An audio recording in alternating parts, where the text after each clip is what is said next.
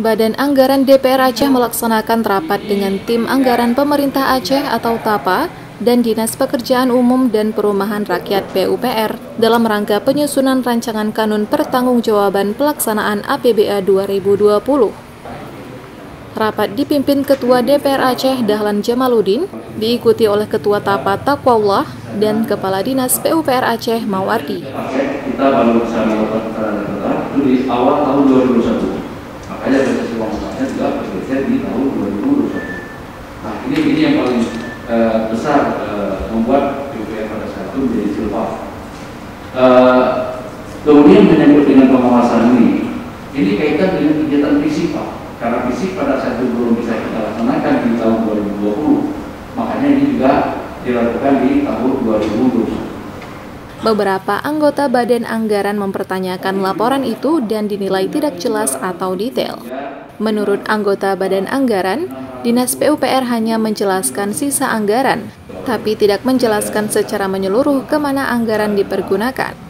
Format laporan dinilai tidak bisa memberi gambaran terkait pertanggungjawaban APBA tahun 2020 yang dikelola. Jadi ada dinas pendidikan, rumah sakit umum, dinas kesehatan, dan dinas sosial sama formatnya. Format ini menjelaskan anggaran yang tidak digunakan. Selagi agenda kita yang kita inginkan adalah anggaran yang digunakan, bukan anggaran yang tersisa, bukan ekornya. Alat berat itu pengetahuan kami, Pak Wadi, itu salah satu PAD dari PUPR.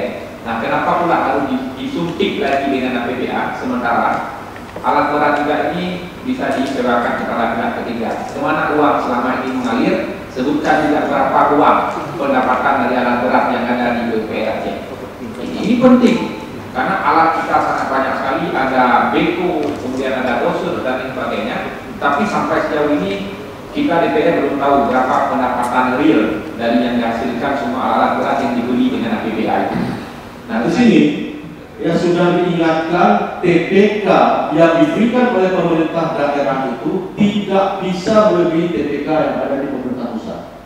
Nah, jadi kita minta peraturan gubernur tentang TPK ini ditulis ini sekretariat.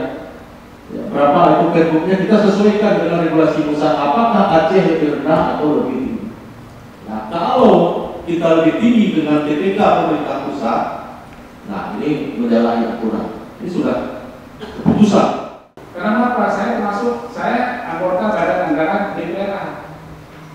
Kenapa keluar dari kesepakatan itu? Jadi itu.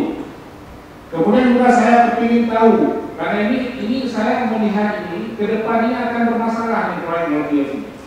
Saya ingin tahu, mohon penjelasan, apa dasar hukumnya Mortius ini 3 tahun ditender sekali tender, bukan per tahun tender.